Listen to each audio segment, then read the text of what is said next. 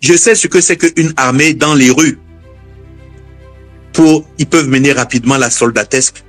Nous ne voulons pas de morts de trop dans notre pays. Nous pensons que les gens peuvent s'exprimer et qu'on canalise cette expression-là de la manière la plus moderne et démocratique. Voilà ce que moi je pense.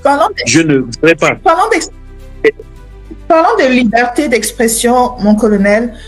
Est-ce que c'est un crime pour un candidat de se déclarer vainqueur avant la proclamation officielle des résultats? On le voit dans d'autres pays. Pourquoi est-ce que ça doit être criminalisé et pourquoi est-ce qu'on doit avoir des menaces d'emprisonnement des opposants parce qu'ils se déclarent vainqueurs? Est-il un crime de le faire?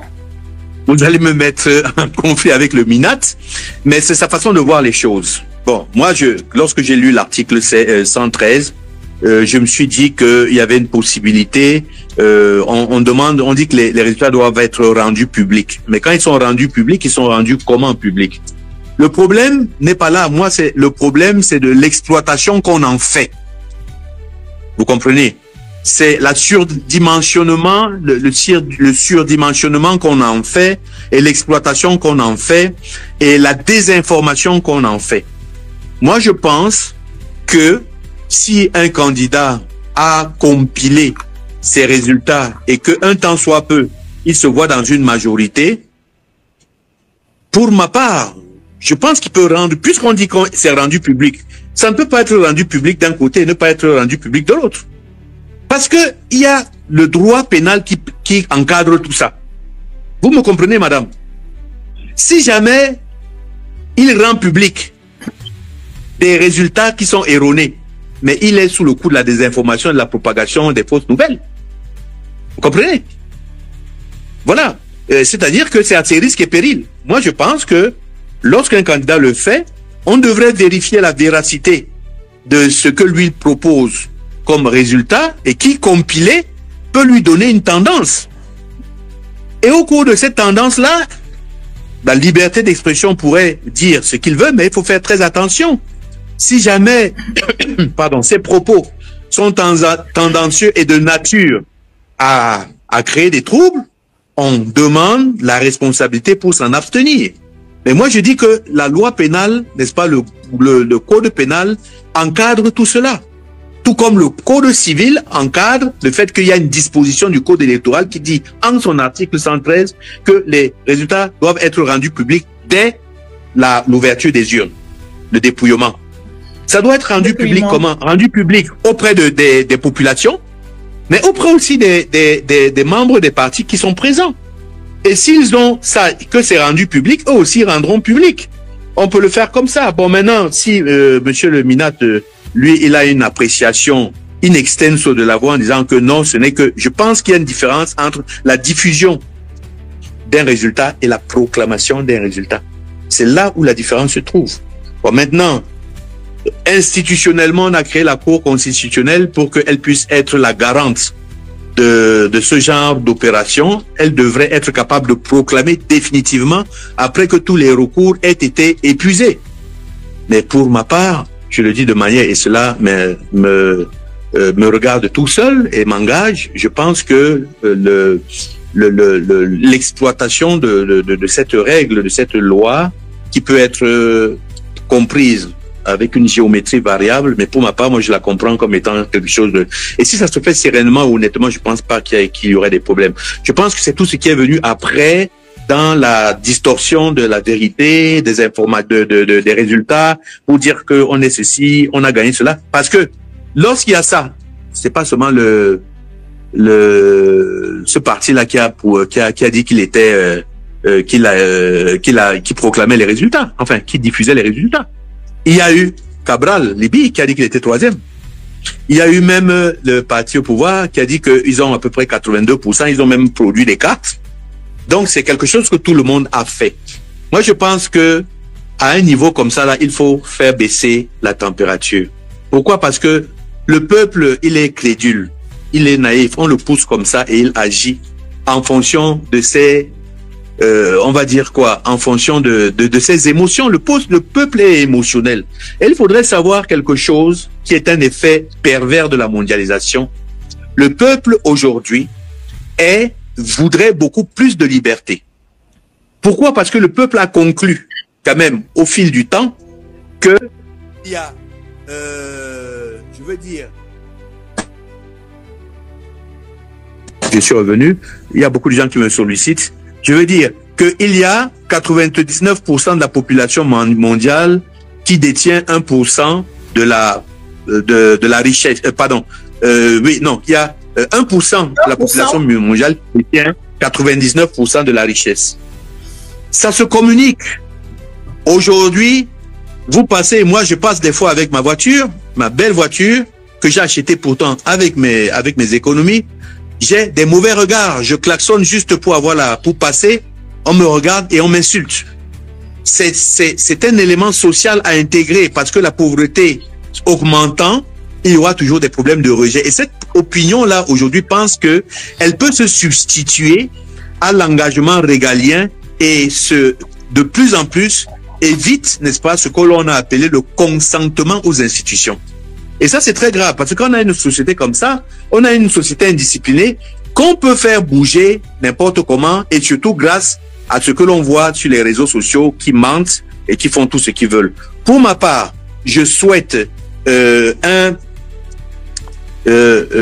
pays, une population éduquée qui sait quels sont ses droits et ses devoirs et qui sait être capable de défendre son opinion, son expression et que cette expression soit totalement libre. Vraiment, je suis contre le musellement de l'expression publique qui est encadrée dans les termes, n'est-ce pas, de la mesure. Ça veut dire quoi? Si je dis que ça c'est mal, c'est mal. Si jamais je profère des injures, je suis poursuivi par la loi pénale. Voilà ce que je pense. A final question, Colonel Bajek, from Paul Mbafo, who happens to be the National Youth President of the UNDP. He says, Colonel, what are you now in your new capacity doing to propose sincere solutions to the Northwest and Southwest crisis and on a larger scale to the political crisis we are facing? Moi, je suis très déçu de ce que je ne suis pas utilisé et je m'en plains. En réalité, je consulte pour beaucoup de sociétés dans lesquelles je fais de la prospective sécuritaire et qui sont très très contents du service que je rends. Mais écoutez, je ne vais pas me proposer, peut-être que je vais écrire, encore que les Camerounais ne lisent pas, j'ai beaucoup de livres qui sont en chantier, les Camerounais ne lisent pas, mais lire, ce n'est pas une proposition stratégique. La proposition stratégique doit rentrer dans un TDR précis qui correspond à la résolution d'un conflit. Ce serait prétentieux pour moi de dire que j'ai des solutions. Il faudrait auditer la question. Être capable d'auditer la question, voir quels sont les labyrinthes possibles, voir quelles sont les faiblesses, voir quelles sont les opportunités et les résumer, essayer de faire une projection, n'est-ce pas, qui soit audible, perceptible et pertinente pour tous. C'est comme ça que l'on fait. On devrait, dans le siège d'une organisation de réflexion profonde, être capable de faire des propositions avec plusieurs scénarios au niveau de ceux qui nous emploient. Ça peut être le gouvernement, ça peut être une organisation non gouvernementale. Et on leur donne cette possibilité de décider. Moi déjà, la chose qui me semble essentielle dans cette affaire, c'est la réconciliation, dans un premier temps, et le consensus. En mettant, n'est-ce pas, l'intérêt de l'État en avant.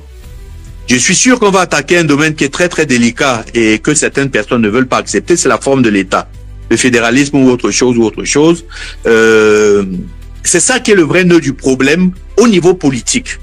Au niveau politique, et c'est ça qui peut causer des problèmes. Mais maintenant, au niveau de l'implémentation de la spécificité culturelle du Nord-Ouest et du Sud-Ouest, ça me semble être des choses qui sont faciles et ça a commencé déjà à s'implémenter.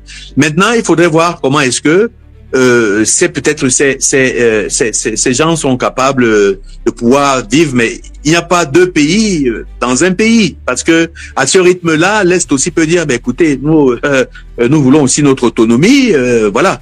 Donc, il faut être capable, il faut parler avec des gens qui sont le moins radicaux possible et qui peuvent se faire comprendre auprès des autres. C'est ça. Le choix d'abord, n'est-ce pas, des participants à une révision de ce qui a été fait, parce qu'il faut jamais croire que ce qui a été fait, il faut chasser. Ça a été fait avec quand même des grands experts. Je sais, il y a un homme qui a décédé qui avait participé à à cette affaire. Donc, je pense que il n'y a pas de sujet tabou. Il faut avoir le courage de remettre tout sur table, être capable de faire le point et voir un peu comment on peut sortir, faire des propositions, mettre sur pied peut-être une cellule stratégique qui réfléchisse sur la question et qui laisse apparaître 3 ou 4 scénarios différents pour l'aide à la décision. Okay, Colonel Bajek, I'm just going to read a few comments because your statements have been very well received in my comment section. Patrick Joel Demjoy says, merci de vous prononcer, mon colonel. Bill Sango says, merci, colonel. Merci, mon colonel, from Franklin Fabo. Vous êtes un homme démocrate et républicain. Le peuple est conscient et éduqué. Njikam Daoud, merci, mon colonel. Chindong Lamberto Che says, j'ai vu ce colonel en 2014 à la station à Longkak. Il est descendu de sa voiture pour donner 1000 francs à un enfant dans la rue. Courage, colonel. And then, mon colonel Bia doit partir from Anago. And voici un colonel qui méritait être général, mais Bia a choisi les leurs. That is from Chindong Che. And then, thank you, mon colonel, from Al-Sab. C'est toujours un plaisir pour moi de vous écouter. Nous avons besoin des gens et autres que vous. Sortez votre voix pour éduquer les masses. Nous avons besoin de personnes comme vous et sortez pour éduquer les masses camerounaises, mon colonel. Ashu Bissong, this is brave by the colonel. We need more senior officials like him speaking. Bonjour, ses amis. Enchanté, moi, c'est Brice. Si vous êtes nouveau ici, s'il vous plaît, faites comme ça, likez, merci. Le monsieur que vous venez d'écouter, il s'appelle le colonel, enfin, c'est le colonel Didier Bajek. Il est ancien porte-parole de l'armée camerounaise. Bon, il n'est plus colonel. Il a été mis en retraite. Voilà. Quand on écoute le colonel parler, on se dit, il n'y a pas que des radicaux au sein du régime de M. Biya. Il y a ceux-là qui sont pour ousater, c'est-à-dire que ça gâte. Il y a les modérés. Il y a ceux-là qui sont venus pour servir l'État, c'est-à-dire tous les Camerounais. Il y a ceux-là qui sont venus pour se servir et se maintenir coûte que vaille. Moi, j'aimerais féliciter le colonel Didier Bajek. Colonel, si vous regardez cette vidéo et si vous connaissez quelqu'un, si vous connaissez le colonel Didier Bajek, s'il vous plaît, transmettez-lui cette vidéo. Dites-lui que le peuple le salue pour cette posture qu'il vient de prendre. Parce que à une élection présidentielle, il dit qu'il a lu le code 113, l'article 113 du code électoral. À aucun moment, on a dit, vous ne pouvez pas rendre public. Si déjà on dit, c'est dans les bureaux de vote, on rend public. Sur tout l'étendue du territoire national, les résultats sont connus. Si on vous donne, c'est pour que vous fassiez quoi de ça? Vous gardez, vous faites quoi, hein? Vous gardez, vous faites quoi? C'est pour vous, c'est-à-dire si on rend public à la population venue découvrir le dépouillement. Il faudrait également que les responsables des partis politiques qui étaient dans la salle partent dans leur QG pour informer leurs militants qu'effectivement, voici selon les tendances, nous sommes ici ainsi. C'est comme ça que ça doit se passer. Et je devrais saluer la posture du colonel Didier Bajek. Colonel, tout mon respect. Vous avez dit que vous allez vous mettre en porte-à-faux avec le MINAT. Il dit bien ceci, pour conclure. Si un candidat a compilé ses résultats et qu'il se voit dans une majorité, je pense qu'il peut rendre public. Ça ne peut pas être rendu public d'un côté et pas de l'autre. Il y a une disposition du code électoral en son article 113 qui dit que les résultats doivent être rendus publics dès la clôture du dépouillement. Signé colonel Didier Bajek, ancien membre de l'armée camerounaise. S'il vous plaît, chers Camerounais, dites-moi ce que vous pensez en commentaire. Je vous en prie. À très bientôt.